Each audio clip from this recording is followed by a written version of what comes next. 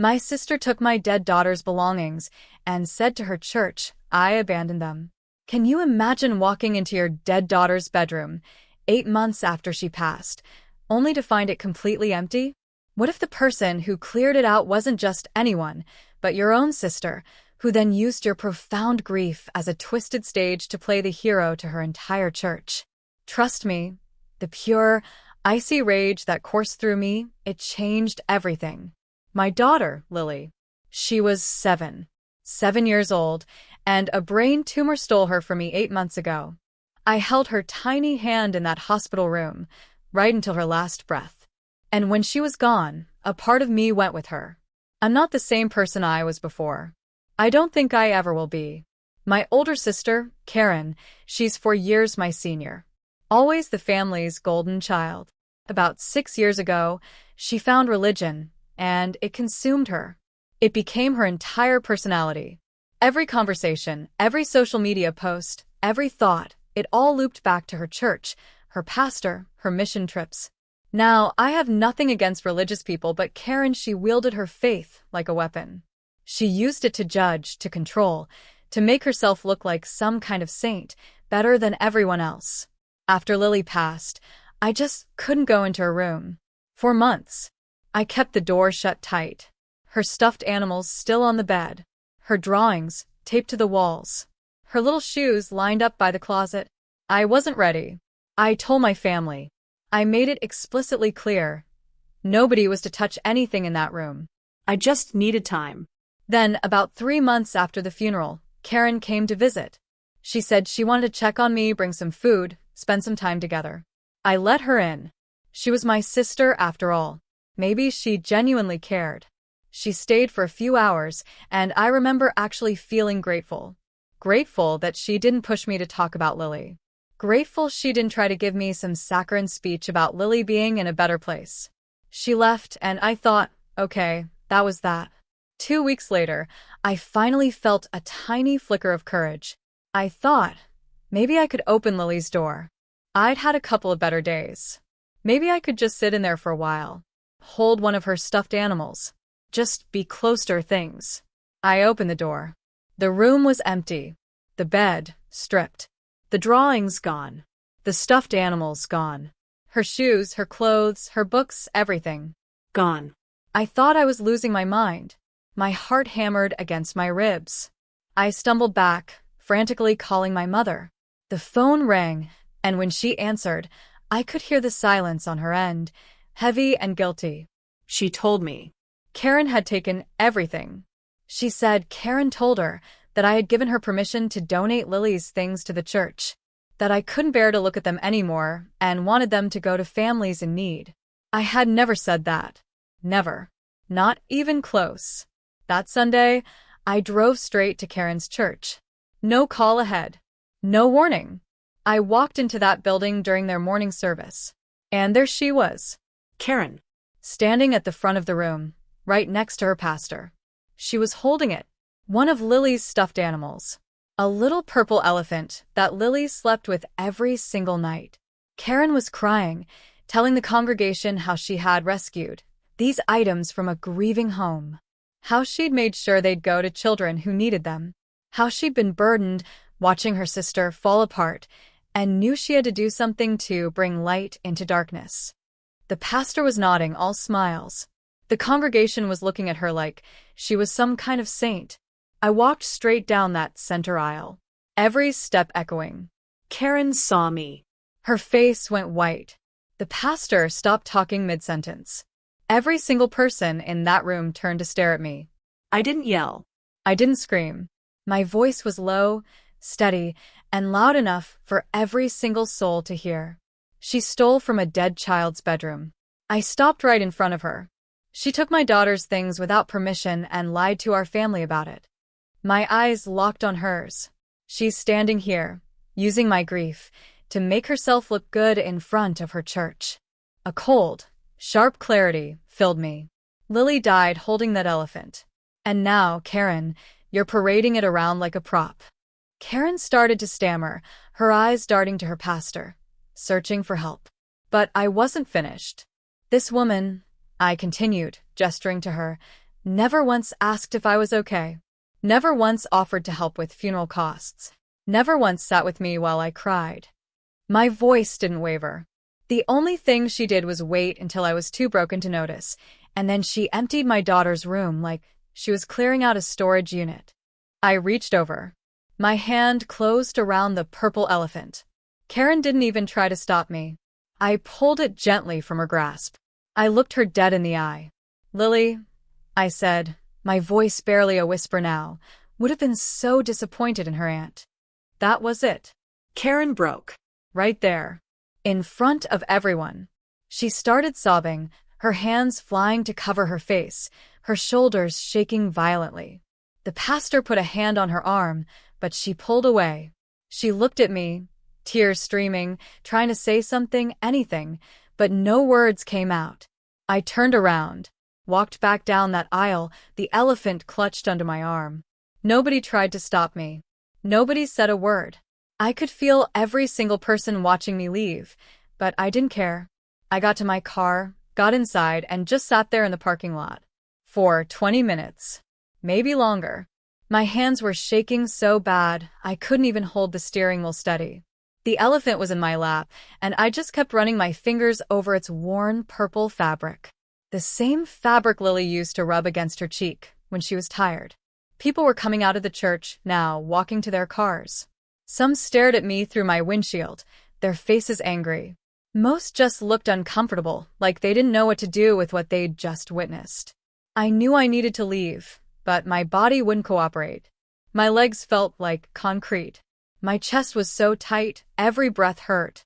Finally, I started the car and drove home on autopilot.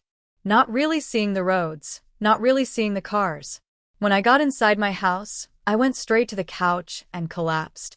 The elephant pressed against my chest. And then, I cried harder than I had since the day Lily died. The kind of crying that comes from somewhere deep and dark, that doesn't stop until your body has absolutely nothing left. The next morning, before I even woke up, my phone started ringing. Buzzing on my nightstand, over and over.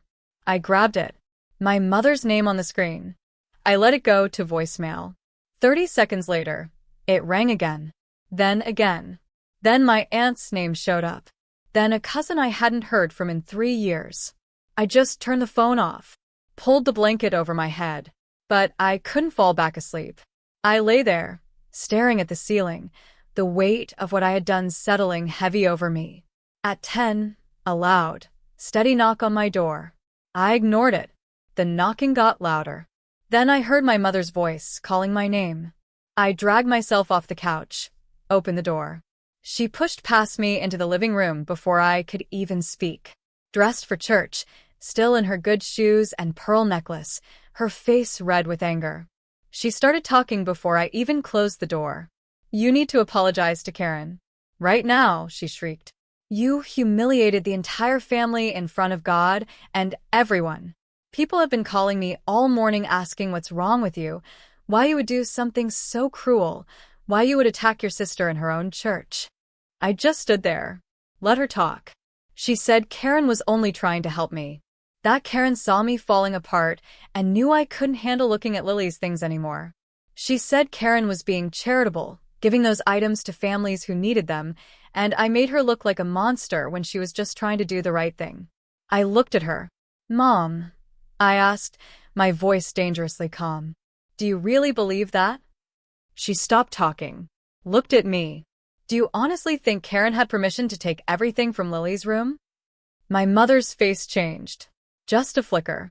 She said Karen told her I had agreed to it. "I never said that," I told her, my voice unwavering. "Not once. Not ever." I made it clear to everyone that nobody was to touch anything in that room. My mother started to say something, but I kept going. Karen waited until I was broken enough not to notice. And then she emptied my daughter's room like she was cleaning out a storage unit. And then she stood in front of her church, holding Lily's elephant like it was a prop in her performance. My mother looked away. She said I was being unfair. That grief was making me see things wrong. She said I needed to think about the family and stop causing problems. "Leave," I said. She stared at me. "Leave."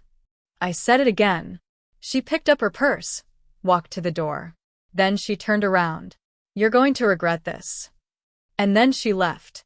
After my mother left, I stood in my living room for a long time. Not moving, just breathing. Then, I forced myself. Walked down the hall to Lily's room. I hadn't been back in there since I found it empty. I opened the door. Stood in the doorway, looking at the bare walls, the stripped bed, the empty shelves. Then I forced myself to walk inside. To actually look at what was missing. I found a notebook in my kitchen and brought it back. Started making a list.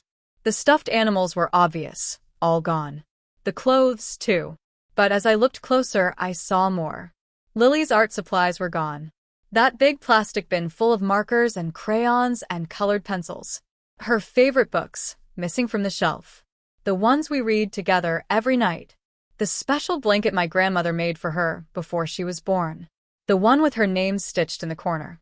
I opened her closet. Her shoes were gone.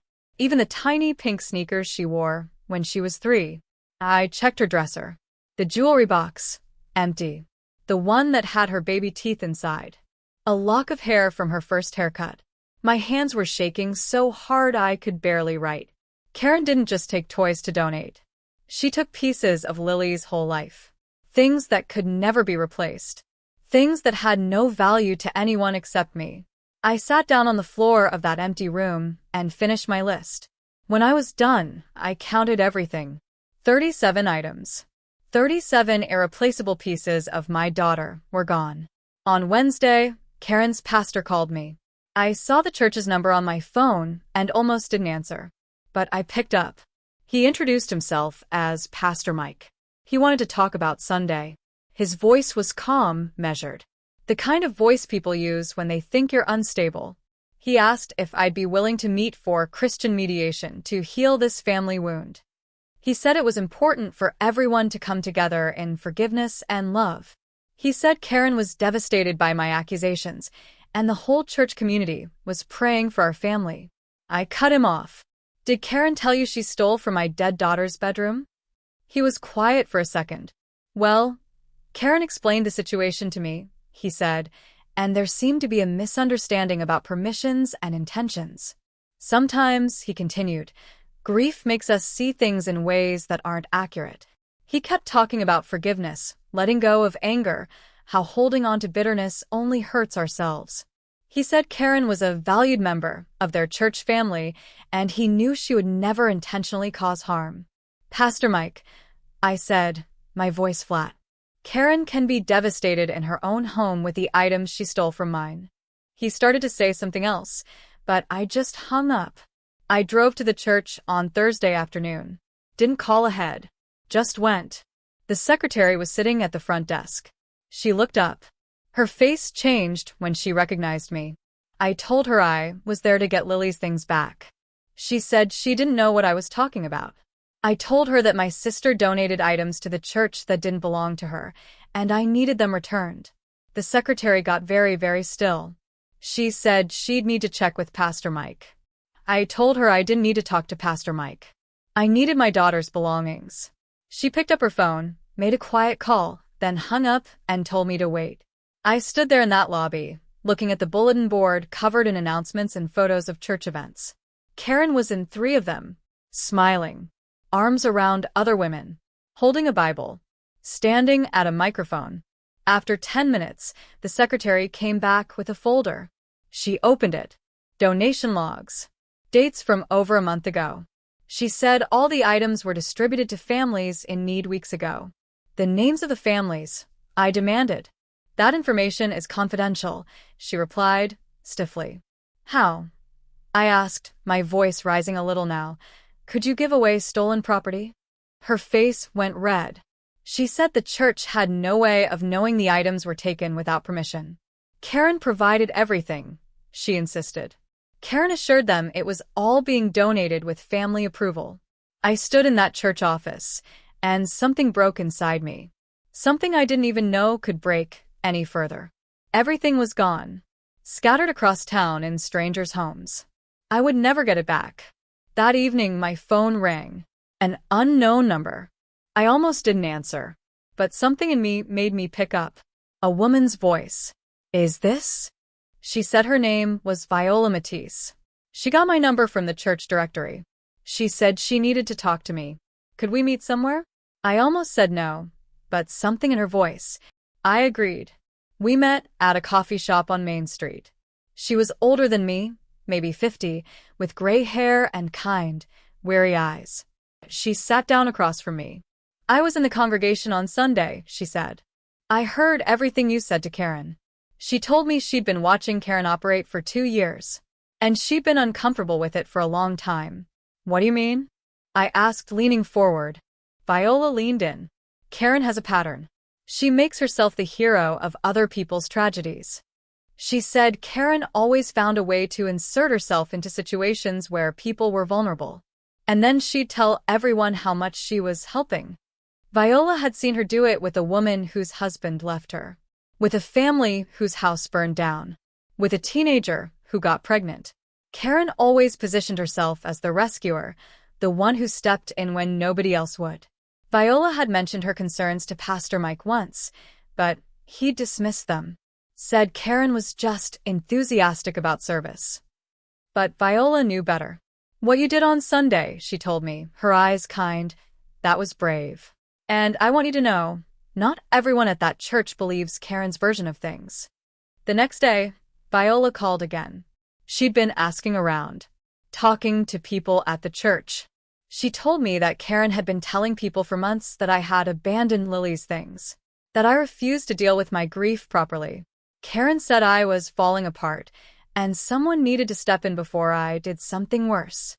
Viola said Karen had been positioning herself as the responsible sister, saving her family from my instability. Extended relatives I barely knew had heard this version. People from other churches Karen connected with. Even some of the families who received Lily's things. It clicked. My phone had been full of messages from family all week, telling me to get help, to stop attacking my sister. Now I understood why. Karen had been building this narrative for months, making herself look selfless, making me look broken. Viola said several people told her that Karen talked about me at women's group meetings, at prayer circles, at volunteer events. Always framed it as concern, as a burden, as her cross to bear. And everyone believed her because Karen was so devoted, and I was the grieving mother who never came to church. My father showed up at my house on Saturday morning. I opened the door, surprised. He'd barely said anything since Lily died. He was never good with emotions or hard conversations. He just went quiet, distant. But now he was on my porch, asking if he could come in. I let him.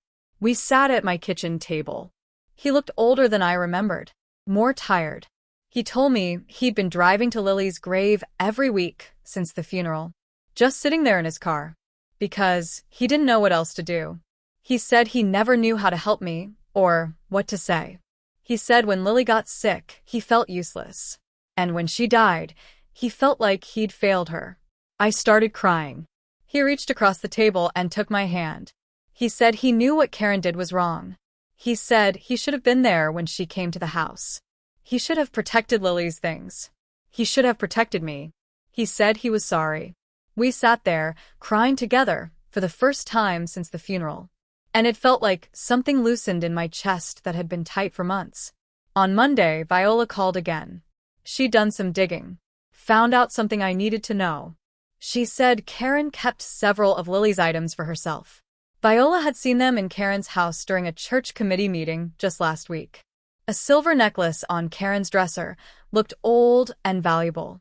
Some drawings framed on the wall in Karen's hallway. Viola said she didn't think much of it at the time, but after everything that happened, she went back through her photos from that day and found pictures that showed the items clearly. She sent them to me. I looked at them on my phone. My whole body went cold. The necklace. It was my grandmother's. She'd given it to Lily 2 weeks before she died. The drawings. Lily made those in the hospital. Pictures of our family, with a big sun in the corner. The rage that flooded through me now was different. Colder. Sharper. Harder. This proved it. Karen wasn't being charitable at all. She was taking what she wanted. Hiding behind God. She picked through my daughter's things, kept the valuable pieces for herself, and gave away the rest to make herself look generous. I met with an attorney on Tuesday morning, Julian Lawson. Viola recommended him. His office was small, cluttered with files. He listened to everything, taking notes, asking questions. When I finished, he sat back in his chair, quiet for a minute. Then he told me, legally, Karen committed theft. But proving it? Very difficult. She was family. My mother gave her access to the house. No witnesses to her taking the items. The church believed they received everything legitimately. He said I could file a civil suit for the value of the items, but it would be expensive, emotionally draining, and I might not recover anything since most were already gone. Even if I won, collecting a judgment from a family member was nearly impossible. What about the items Karen kept for herself? I asked. That's theft too, he said. But again, proving it requires evidence. And Karen would just claim you gave her those things. I left his office feeling powerless. And angry. Angry at a system that couldn't help me, even when someone clearly did something so wrong. I spent the rest of the week avoiding my phone, avoiding my family. My mother called 6 more times before she finally gave up and sent a text. We need to talk in person. My father called once, left a voicemail asking me to please come to dinner on Friday night. He said it was important. A favor to him. I listened to that voicemail 3 times. Hearing my father ask me for anything was so unusual, I almost didn't believe it was real. Friday evening, I drove to my parents' house.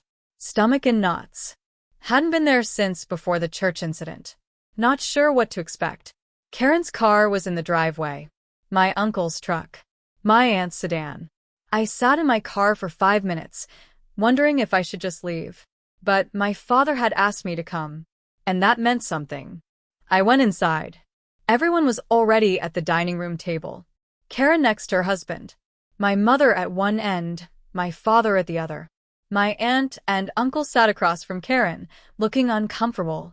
Everyone stopped talking when I walked in. My mother stood up, hugged me. It felt stiff. Forced. I sat in the empty chair between my father and my uncle.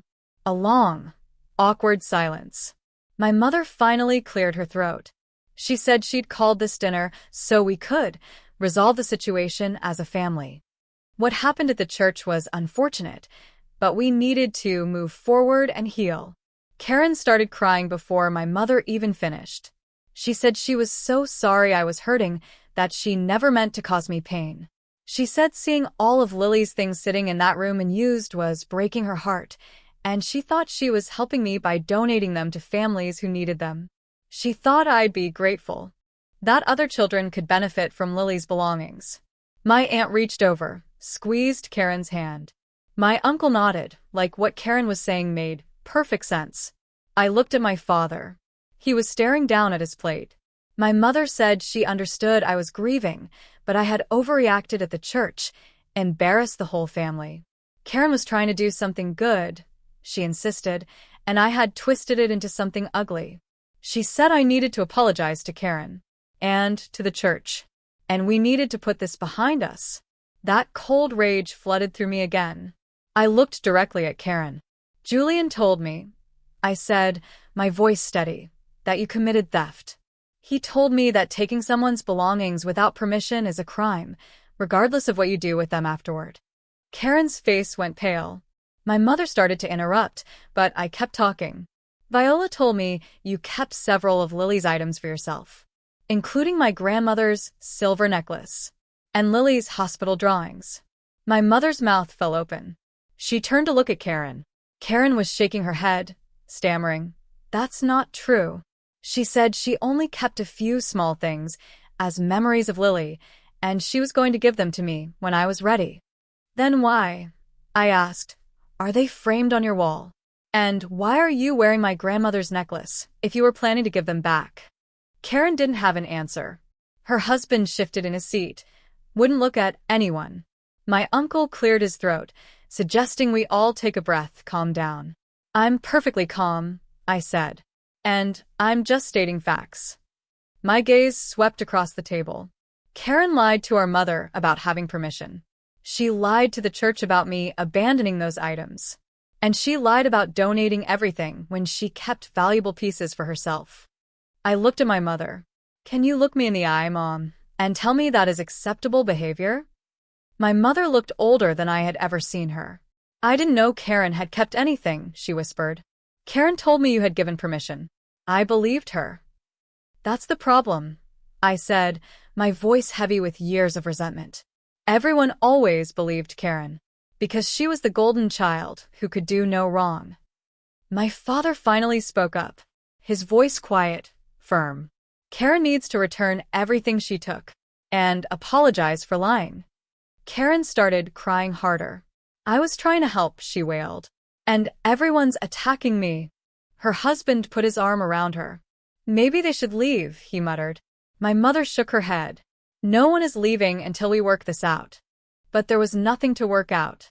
I told everyone at that table that I did not forgive Karen. And I was not going to pretend this didn't happen just to make family dinners less awkward. What she did is unforgivable, I stated, standing up. And I'm done trying to make other people understand that. My father stood up with me. He walked me to the door, hugged me tight. He whispered, I'm proud of you. I drove home, cried in my driveway for 20 minutes. 2 days later, my phone rang.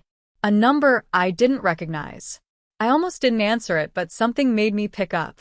A woman's voice said my name, asked if I had a minute to talk. She said her name was Alicia Sutherland, and she was Lily's first-grade teacher. I remembered her immediately. Lily loved her class, talked about her all the time. Alicia said she'd heard, through the school community, what happened with Karen at the church. She needed to tell me something that had been bothering her for months. Karen came to the school about 2 weeks after Lily's funeral. Karen told Alicia she was making a memorial scrapbook for me. Asked if the school had any photos or artwork from Lily's time there.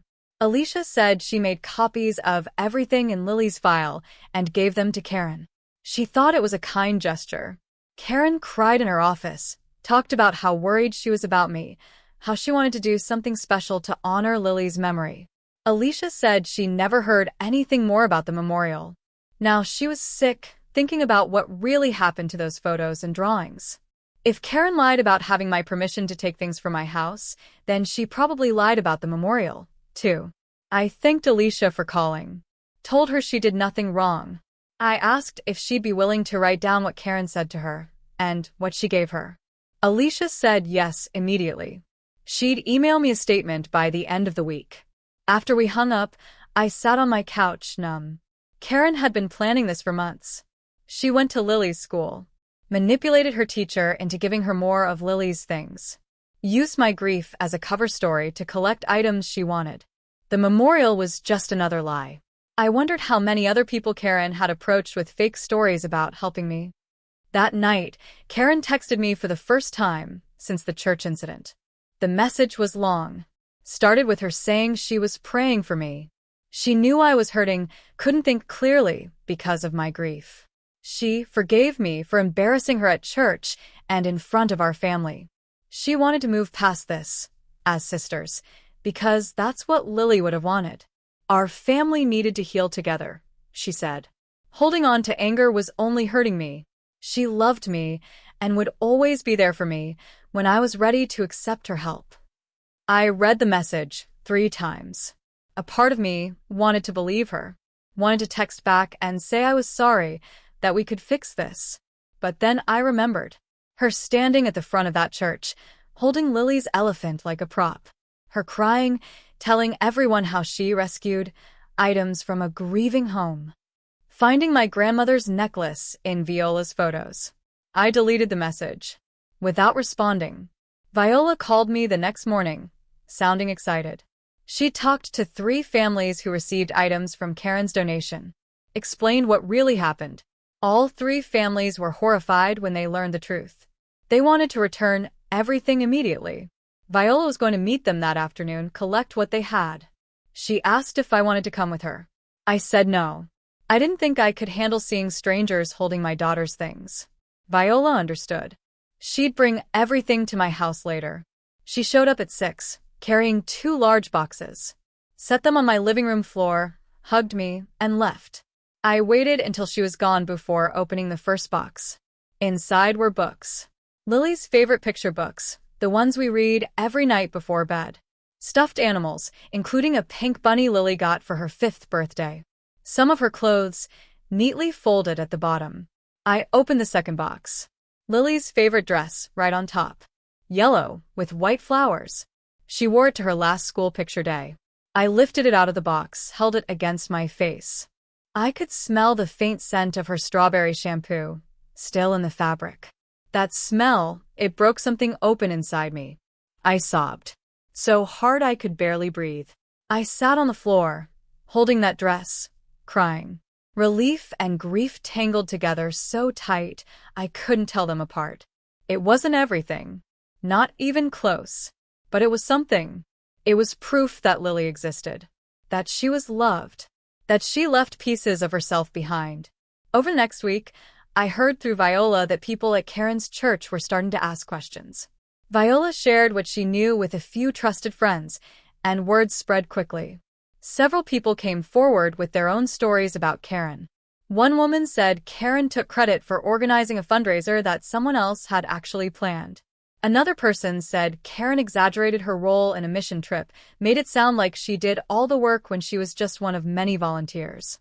Someone else said Karen posted photos on social media, making it look like she personally delivered meals to homeless families when she just showed up at the end to take pictures.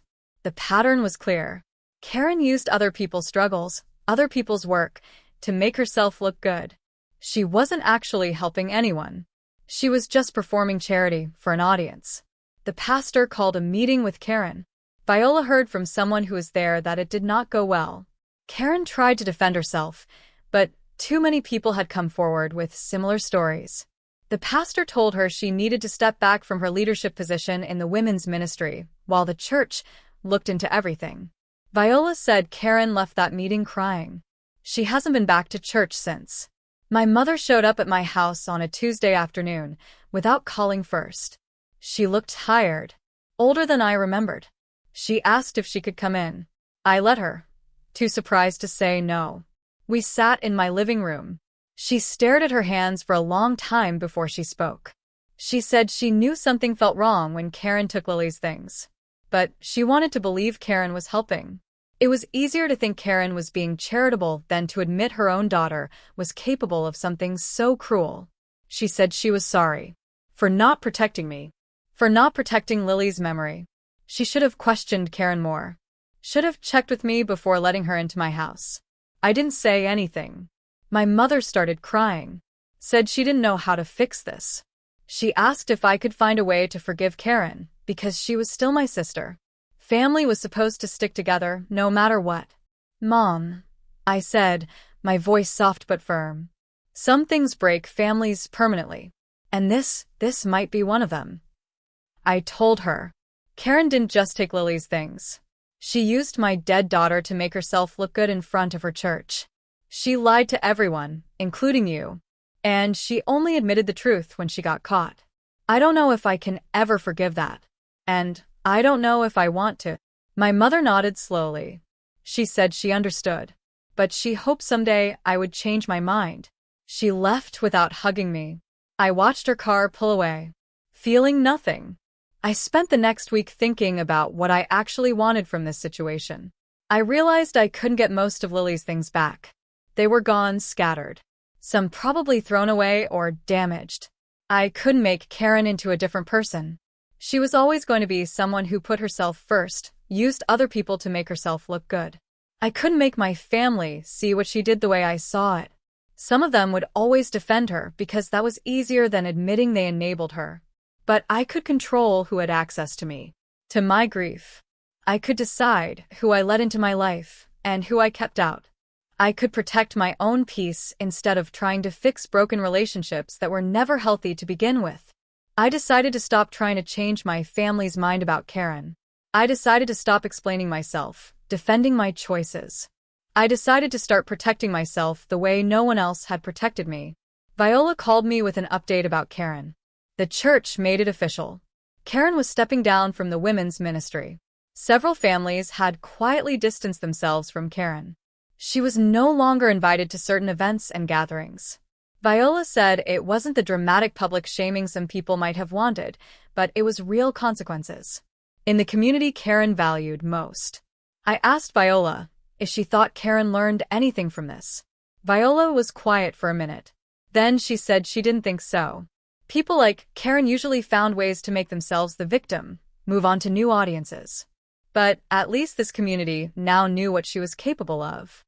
I thanked Viola for everything she did. Told her I didn't know what I would have done without her. She said she was glad she could help, and she'd keep checking in on me. After we hung up, I felt tired, but also relieved. Karen was facing consequences. It wasn't perfect justice, but it was something. I didn't feel happy about it. I just felt ready for this chapter to close. My father called and asked if I would meet Karen in person one more time. He said Karen wanted to talk to me. He thought we both needed closure. I didn't want to do it, but my father asked me as a personal favor, and I couldn't say no to him. We agreed to meet in a parking lot near the grocery store on Saturday morning. Karen was already there when I arrived. We sat in our separate cars for a few minutes before we both got out. We stood about 10 feet apart. Neither of us knew how to start. Finally, I said, "We should just be honest with each other for once." Karen nodded. "What you did," I told her, "was not about charity or helping me. It was about making yourself feel important by controlling my grief. You used Lily's death as an opportunity to look good in front of your church, and you didn't care how much that hurt me." Karen was quiet for a long time. Then she said she felt helpless after Lily died. She didn't know what to say to me or how to help. Taking action made her feel useful. Seeing Lily's room full of unused things made her feel like she was wasting an opportunity to help other children. "Do you really believe that?" I asked. "Or are you just saying what you think I want to hear?" She looked away. Didn't answer. "You can't even admit you were wrong." Karen said it was more complicated than that. "It's not complicated at all," I said. "You stole from me. You lied about it. And you used my daughter's memory for your own benefit." Karen started crying. Said she didn't know how to fix this. "You can't fix it," I told her. "What you did changed everything between us. And I don't know if our relationship can ever be repaired." Karen asked if I would ever forgive her. "I don't know," I said. We stood there in that parking lot, looking at each other. And I saw my sister clearly for the first time. She wasn't the golden child, or the religious saint, or the helpful sister. She was just someone who needed to be the center of attention, even when it meant hurting the people closest to her. We both got back in our cars and drove away without saying goodbye. I called my mother, told her I needed distance from anyone who enabled or defended Karen's actions. She asked what that meant.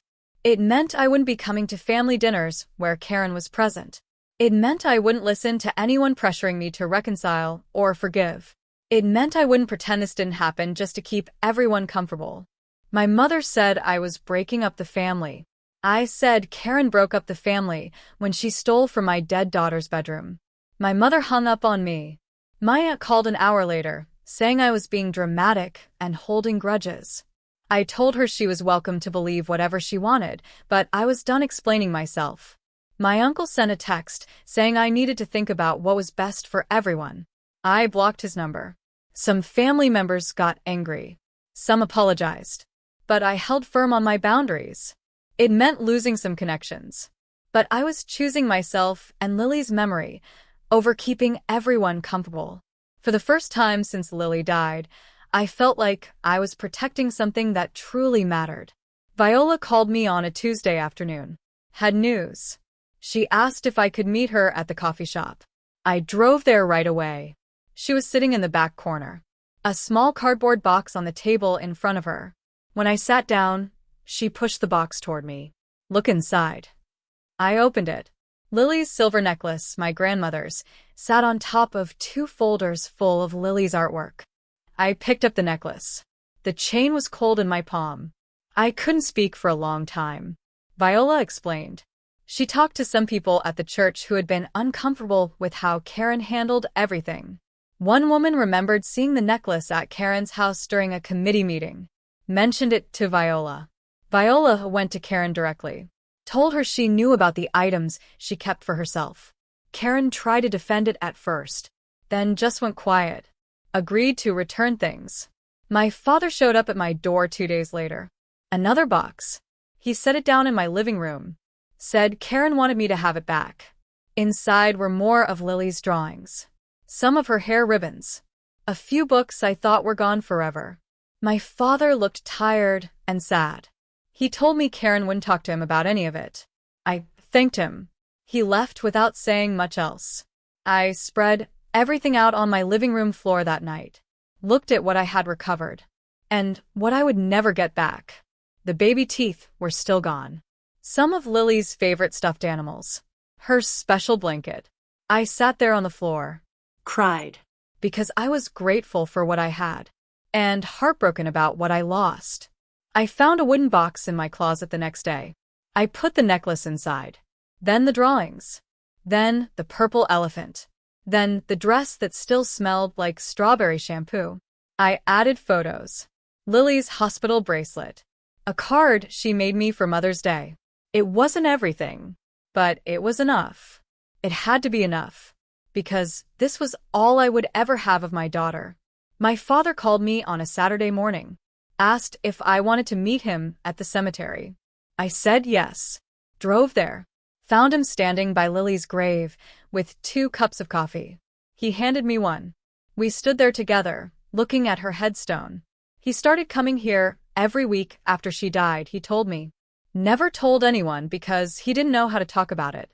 We stayed for almost an hour. Then he asked if I wanted to get breakfast. We went to a diner near the cemetery. Sat in a booth by the window. He told me about the time he took Lily fishing. She caught a fish bigger than his and wouldn't stop talking about it for days. I told him about how Lily used to make up songs about everything, sing them while she colored. We talked about her laugh. Her endless questions. The way she always wanted to help cook dinner, even though she made a huge mess. My father said grief made him see our family differently, and he wished he had protected me better. I said I wished a lot of things were different, but we were here now, and that had to count for something. We finished eating. He asked if we could do this again next Sunday. I said yes, and we started meeting every week after that. We'd stand at Lily's grave, then go to the diner, and talk about her. Sometimes we talked about our family and how everything changed. Sometimes we just sat quietly and drank our coffee. It felt like building something new from all the broken pieces. And I was grateful to have my father back, in a way I never expected. I found a grief support group that met on Thursday nights at a community center across town. I drove past it 3 times before I finally went inside. 8 other parents sitting in a circle. A counselor welcomed me, asked me to sit down. Everyone introduced themselves, said their child's name. And I had to say Lily's name out loud. To a room full of strangers. A woman across from me lost her son 2 years ago in a car accident. A man next to her lost his daughter to leukemia. Another woman lost her baby to SIDS. We went around the circle. Every single person had a story that made my chest hurt. When it was my turn, I told them about Lily, the brain tumor, how my sister stole her things, about the empty room, the church, everything that happened after. Nobody looked at me like I was crazy. Nobody told me I should forgive Karen. Nobody said anything about God's plan. They just listened and nodded. And one woman reached over and squeezed my hand. After the meeting, several people came up to me, gave me their phone numbers, told me to call if I ever needed to talk. I drove home feeling less alone than I had in months. I also started seeing a therapist who worked specifically with parents who lost children. Her office was small, Quiet. and she let me cry without trying to fix anything. She helped me understand that grief wasn't something I would get over or move past. It was something I would carry forever. And I needed to learn how to live with that weight. Some sessions, I talked the whole time. Some sessions I just sat there, stared at the wall. She never pushed me, never made me feel like I was doing it wrong. Slowly, I started to feel like maybe I could survive this. Even though I would never be the same person I was before.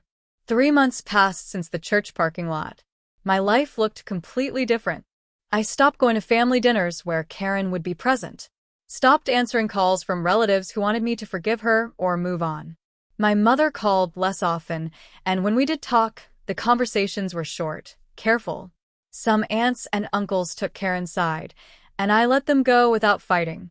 My father and I met every Sunday at the cemetery and the diner. Viola and I got coffee every few weeks, talked about grief and family and how people really show you who they are when things get hard.